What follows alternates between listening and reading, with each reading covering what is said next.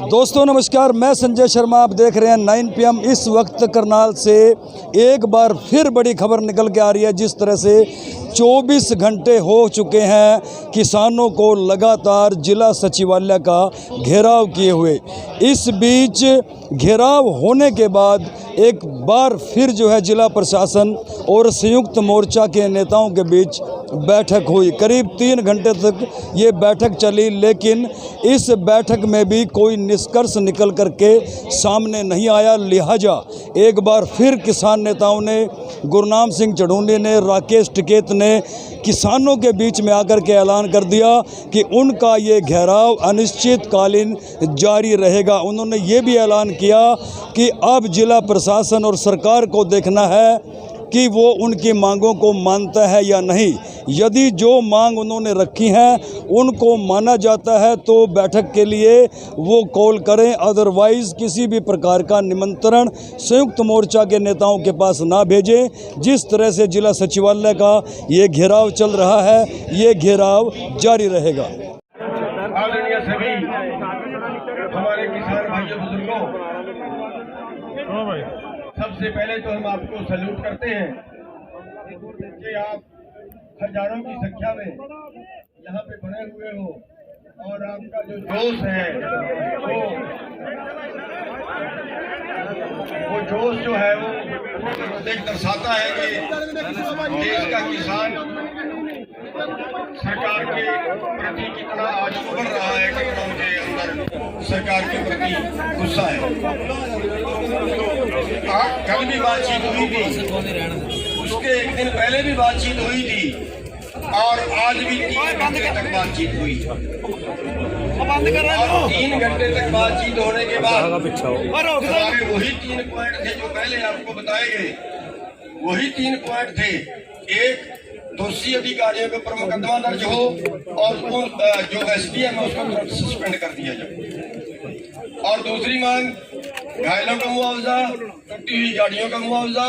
और तीसरा, जो भाई की डेथ हुई है उसको 25 लाख रुपए मुआवजा और उसके परिवार के एक मेंबर को नौकरी।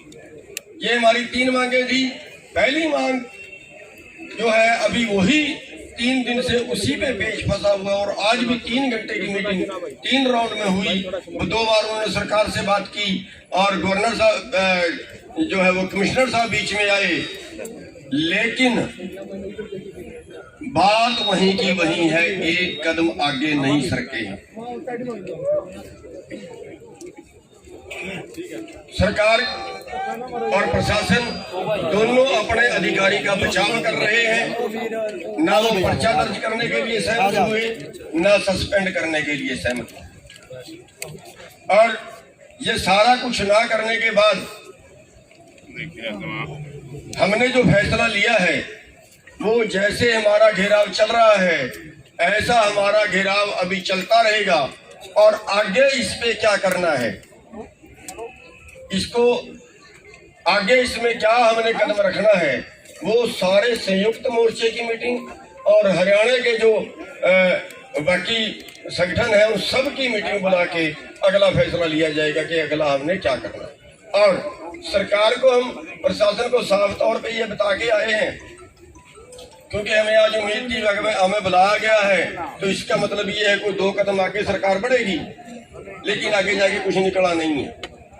तो अब हम उनको साफ तौर पे ये कह के आए हैं कि अगर आपका मन हो जाए, अगर सरकार आपको कह दे कि मुकदमा दर्ज करना और सस्पेंड करना है तो बातचीत के लिए भैया बुला लेना, और अगर ना माने तो फिर बातचीत के लिए बुलाने की भी जरूरत नहीं।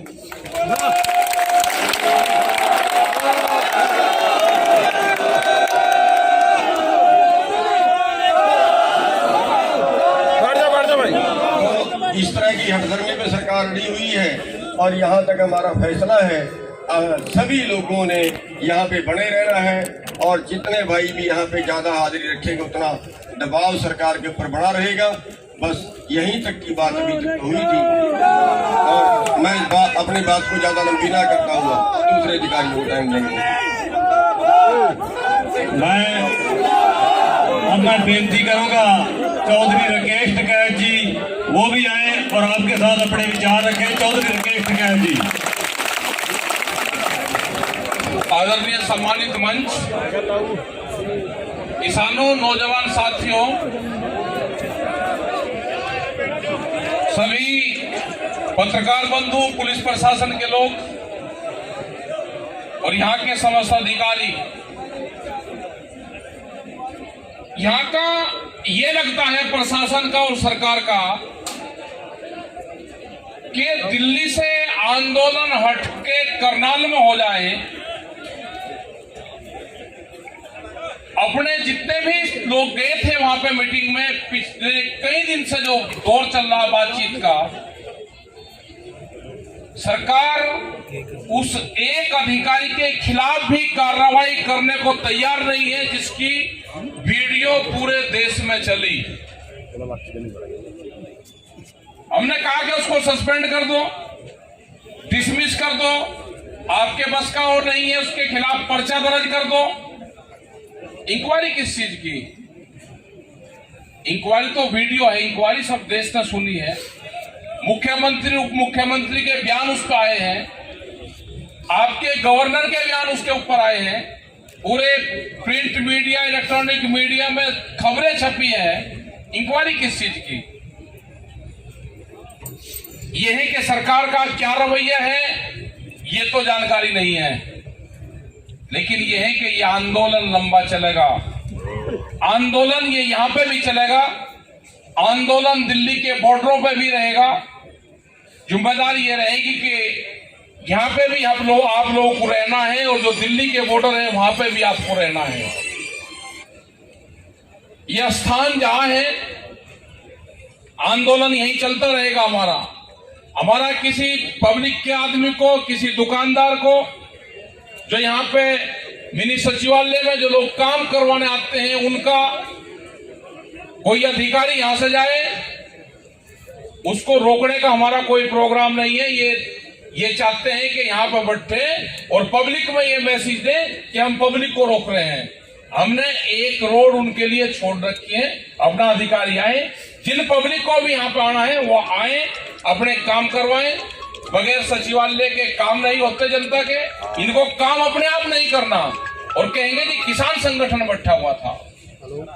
यहाँ पे सब लोग आए, उत्तर प्रदेश से भी लोग यहाँ पे आते रहेंगे समय समय पे। जब भी कोई बड़ी मीटिंग होगी जब आएंगे और वैसे भी हालचाल लेते रहेंगे, क्योंकि उन्होंने कहा कि ये करनाल तो हमारा बहुत नजदीक है, यहाँ की मंडियां करते हैं उत्तर प्रदेश के लोग, अपना सामान यहाँ बेचते हैं, यहाँ से लेकर जाते हैं, तो आना जाना उनका है। यहाँ के पंजाब के लोगों को भी यहाँ पे सहूलियत है, वे भी आते रहेंगे और यहाँ के लोग भी मजबूत हैं, वे भी रहेंगे। संयुक्त मोर्चे के लोग भी यहाँ पे आते जाते रहेंगे। यहाँ पे शांतिपूर्ण व्यवस्था हमको बना कर रखनी है। जो हमारा नौजवान साथी, जिसके ज्यादा क्रांतिकारी विचार हैं, वो बराए मेहरबानी करके अपना शांति बनाए रखें। प्रशासन, सरकारें चाहती है कि आंदोलन हिंसक हो, और जब भी आंदोलन हिंसक होगा वो आंदोलन खत्म होता है। तो हमको शांति बनाए रखना, पुलिस प्रशासन अपनी व्यवस्था कर रहा है, हमारे उनसे कोई मतलब नहीं है। और भाई ये भी अपना ध्यान रखें, जब किसी ने वर्दी पहन ली है तो बराए मेहरबानी करके हमारे किसानों के बीच में बैठ के ताश खेलने का काम ना करें। मतलब इतना वो नहीं है, आप वर्दी उतार के आओगे, आप कुर्ता पजामा पहन के आओगे, आपका स्वागत है।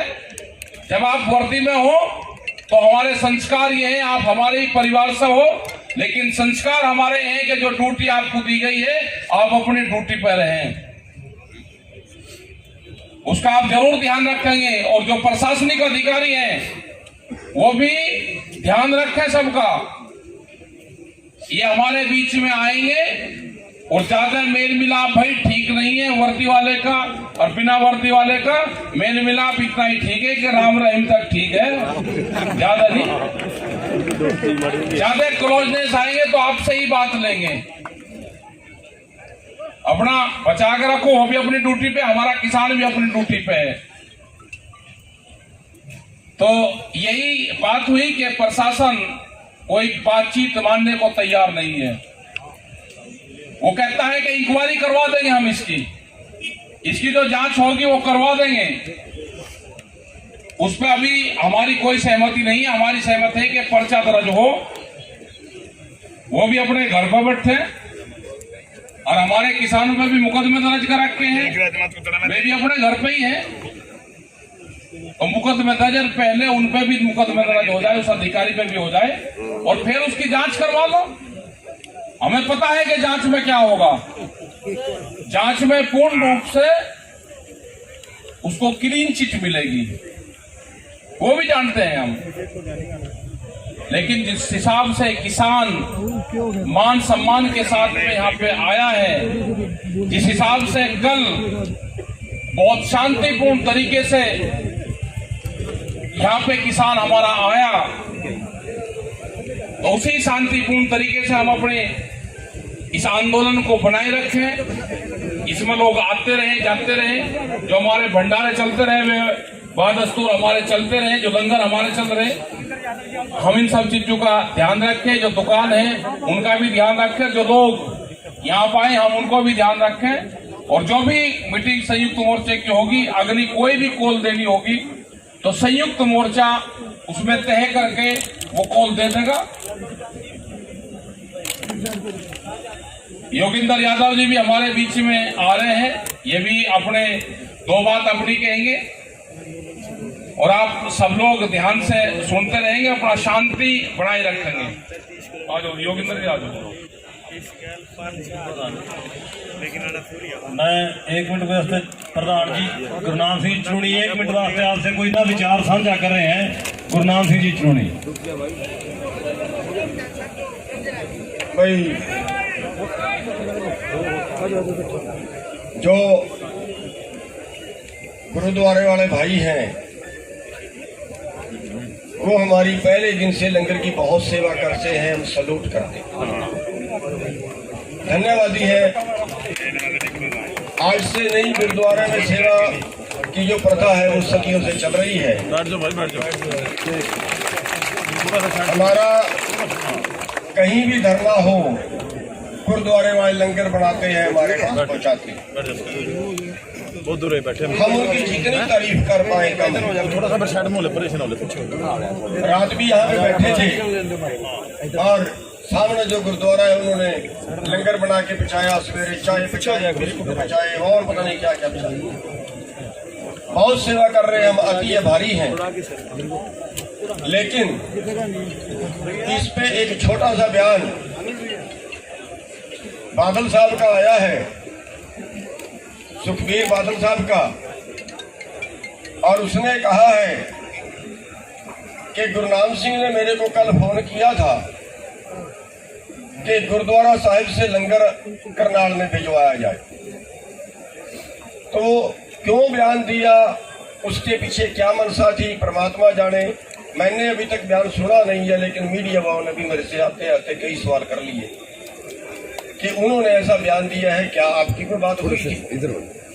वो क्या दर्शाना चाहते हैं मेरे को नहीं पता, लेकिन गुरुद्वारे वाले हमारी खुद सेवा कर रहे हैं, हमें फोन करने की क्या जरूरत थी बादल साहब को?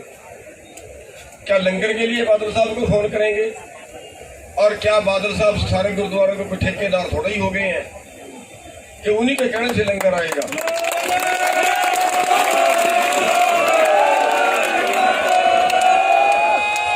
सवेरे नाडा साहब से लंगर यहाँ पे आया, वहाँ के जो हेड हैं वो मेरे को मिले, उन्होंने कहा जी हम नाडा साहब से लंगर लेके आए हैं। मैंने कहा जी सैल्यूट है आपको, आपके बहुत धन्यवाद दिए, आभारी। आप कहाँ नाडा साहब से लेके करनाल से लंगर पहुंचे, बहुत धन्यवाद। लेकिन बादल साहब का ये कहना हमें बड़ा अटपटा लगा है कि गुरनाम सिंह ने कहा है मैंने ना कोई उनको फोन किया, ना मेरे कहीं सन गुमान है जो उनको करें, ना मेरी को उनसे जानकारी है, कोई रिश्तेदारी या कोई मित्रता है मैं उनको फोन करूं। लेकिन वो किस तरह का भ्रम किसानों में फैलाना चाहते हैं या ये दिखाना चाहते हैं कि हम बहुत बड़े सेवादार हैं किसानों के, शायद वो ये दिखाना चाहते हैं, क्योंकि पंजाब में उनकी रेपुटेशन बहुत खराब हो चुकी है, लोग बढ़ने नहीं दे रहे हैं, शायद वो इसलिए ये कहना चाह रहे हैं। तो साथियों, मेरा साफ तौर पे कहना है, मीडिया वाले भाई भी सुन ले, वैसे तो उसका बयान मेरे पास अभी तक आया नहीं, मैंने सुना नहीं, लेकिन मैंने ना उनसे कोई बात की है, ना मेरी उनसे बात हुई है, और बिल्कुल जो है वो बयान निराधार बयान है।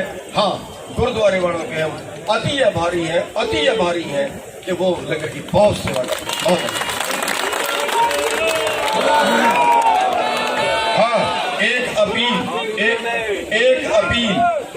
अपील, ये धरना 24 घंटे का है, यहाँ पे आप सभी लोग डटे रहें। एक बात, दूसरा बात मैं थोड़ी सी रिक्वेस्ट टिकैत साहब से करूंगा कि जो यूपी के इधर वाले जिले हैं हरियाणा के साथ लगते, उनको आप थोड़ा सा और बेनती कर दें कि वो यहाँ पे अपनी हाजिरी दें, क्योंकि ज़्यादा दूर के लोग नहीं आ सकते, लेकिन यूपी हमारा पड़ोसी है बिल्कुल, जो इधर वाले लोग हैं जो यहाँ पे धान भी बेचने आते हैं, जो सारे का, वो लोग यहाँ पे हाजिरी और रखें ताकि यहाँ पे अच्छी हाजिरी बने। सबका धन्यवाद।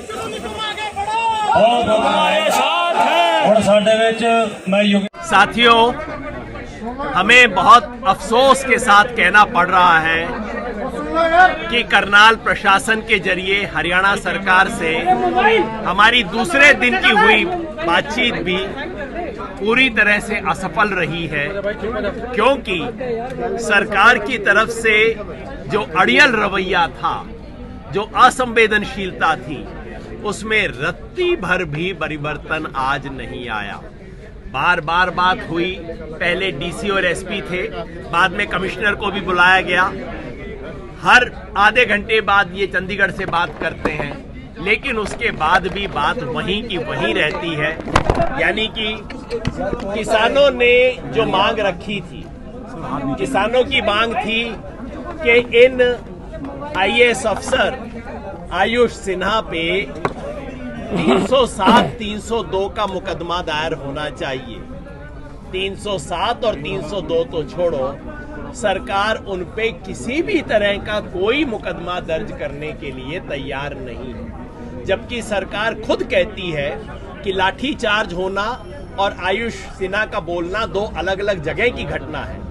तो फिर वहां के लिए, और इसको बाकायदा रिटन कंप्लेंट मिल चुका है, वीडियो एविडेंस मिल चुका है, उसके बावजूद भी वो करने को तैयार नहीं है।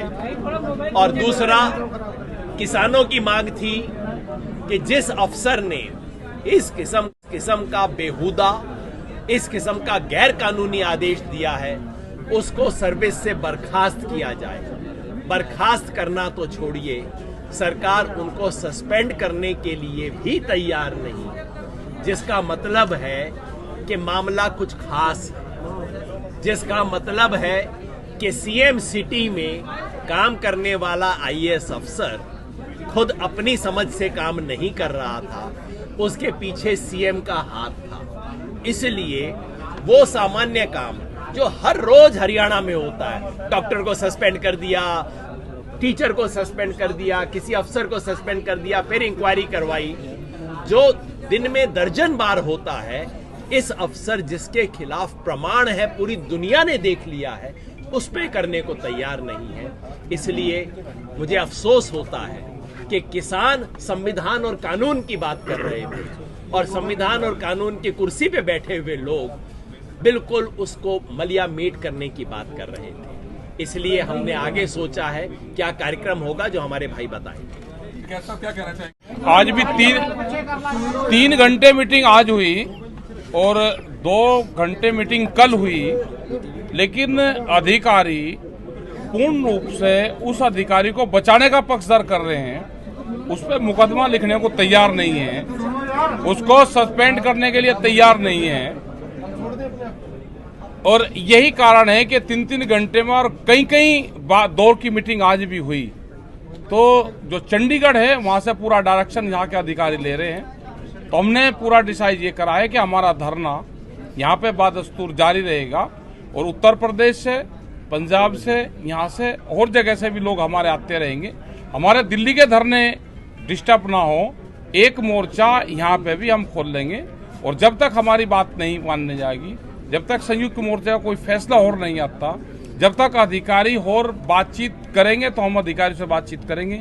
यहाँ पे हमारे लीडर्स हैं, वे बातचीत करेंगे। और ये हमारी बहुत मिनिमम से मिनिमम वो है कि उस अधिकारी के खिलाफ कार्रवाई हो, जो जिनका चोट लगी है उनका वो मुकदमे, ये सारी चीजों पे। और सेकेंडली बात होगी, पहले अधिकारी प्रायोरिटी पे हमारा है। गुरनाम सिंह जी बोल रहे, गुरनाम सिंह जी बोल रहे। धरना स्थल यही हमारा है। अधिकारियों पे मुकदमा दर्ज हो। और दूसरी मांग थी हमारी कि टूटी हुई गाड़ियों का, फटे हुए सिरों का और जो डेथ हो गई है उसका मुआवजा मिले। और तीसरी मांग थी कि जिस भाई की डेथ हुई है उसके परिवार के एक मेंबर को नौकरी।